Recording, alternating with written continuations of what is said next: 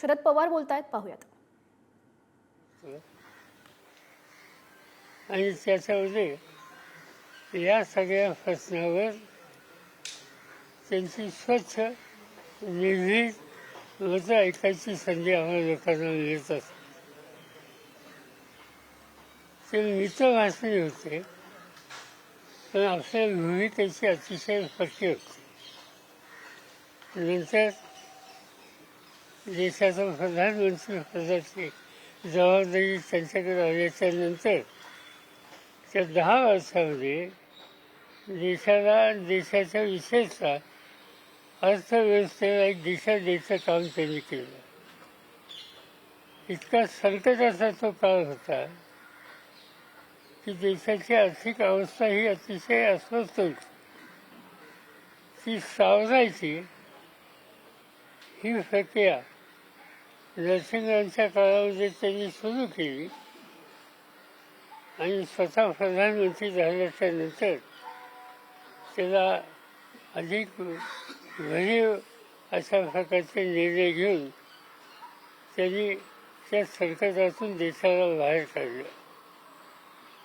त्यांच्या या 10 वर्षाच्या कालखंडामध्ये अनेक निर्णय असे होते. उदाहरणार्थ राईट ऑफ इन्फॉर्मेशन, या देशाच्या नागरिकाचा शासकीय निर्णयाच्या संबंधीचा माहिती घ्यायचा अधिकार हा आहे. किंवा रोजगार हमीसारखा निर्णय असेल, असे 9-10 महत्त्वाचे निर्णय त्यांच्या काळामध्ये त्यांनी घेतले आणि संपूर्ण देशाला एका वेगळ्या दिशेला न्यायचा प्रयत्न केला. आंतरराष्ट्रीय पातळीवर सुद्धा त्यांची प्रतिष्ठा उंची होती आणि अशा एका कर्तृत्वान, स्वच्छ, चारित्र्य संपन्न भारतमातेच्या सुपुत्राला आज देश उठलेला आहे. मी माझ्या वतीनं त्यांचं जुनं सहकारी या नात्यानं, माझ्या पक्षाच्या वतीनं त्यांच्या कुटुंबियांना हा दुःखाचा धक्का सहन करण्याची शक्ती परमेश्वर देव अशाच प्रकारची अपेक्षा करतो आणि श्रद्धांजली करतो. आज का दिन देश के लिए एक दुखदायक ऐसा दिन है. कई साल देश की सेवा जिन्होंने सच्चाई से की, ऐसे भारत माता के एक सुपुत्र डॉक्टर मनमोहन सिंह आज हमें रहे नहीं. उनकी पूरी जिंदगी देशवासियों को एक अच्छे डायरेक्शन पर लेने के लिए उन्होंने बिताई.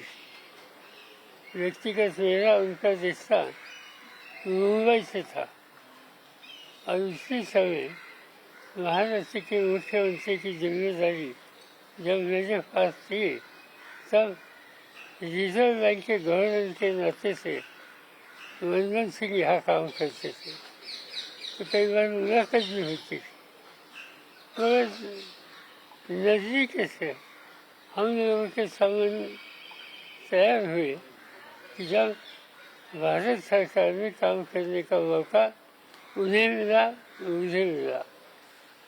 मुझे याद है कि नरसिंहराव की सरकार जब बनी, तब फाइनेंस मिनिस्ट्री की जिम्मेदारी उनके कंधे पर थी और डिफेंस मिनिस्ट्री की जिम्मेदारी मेरे कंधे के ऊपर थी.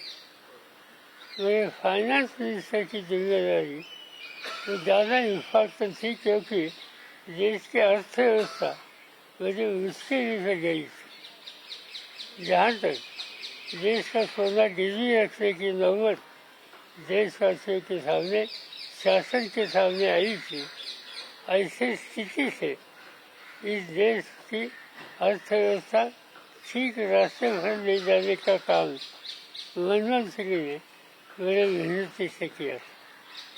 ये कभी हम भूल नहीं सकते. अब बाद में जब 10 साल देश के प्रधानमंत्री की जिम्मेदारी उनके कंधे पर आ गई, तब हम लोगों ने मिलकर नज़दीक से काम देश के लिए किया.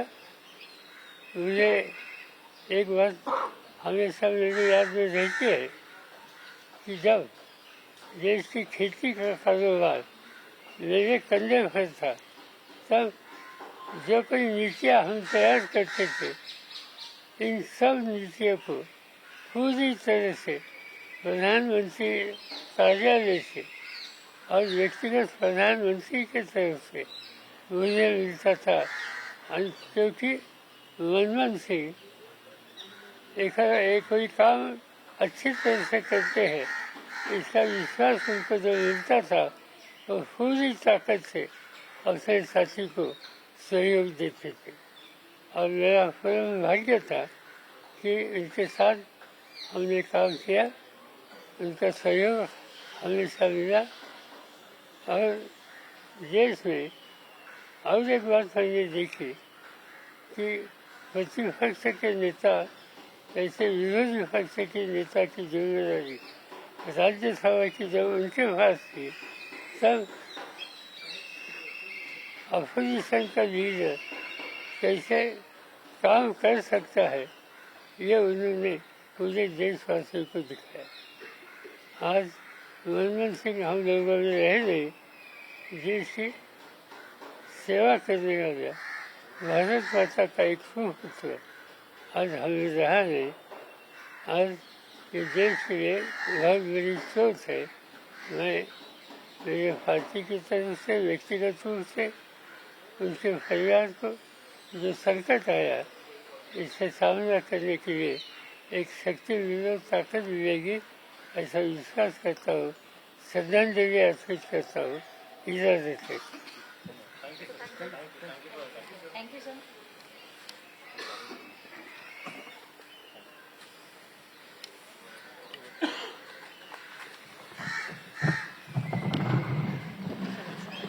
देशाच्या विकासात मनमोहन सिंग यांचं योगदान हे मोठं होतं असं शरद पवार यांनी म्हटलंय आणि मनमोहन सिंग यांच्याबाबत मनात कायम आदर असेल असंही पवार म्हणतायत.